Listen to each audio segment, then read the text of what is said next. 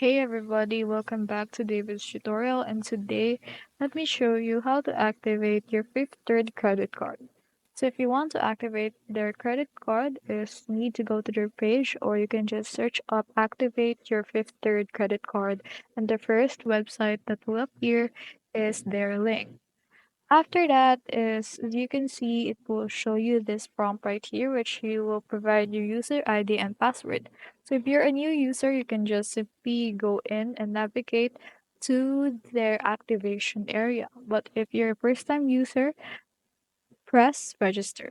So according here, your user ID if you're a new user is the credit or debit card number the first time you log in. And your password is your card PIN to log in to online banking. So let's press here, first time user.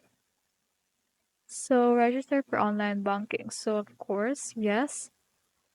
And now you should be able to log in here and just provide the details and prompts in order to activate your credit card, and you can now easily use it straight away.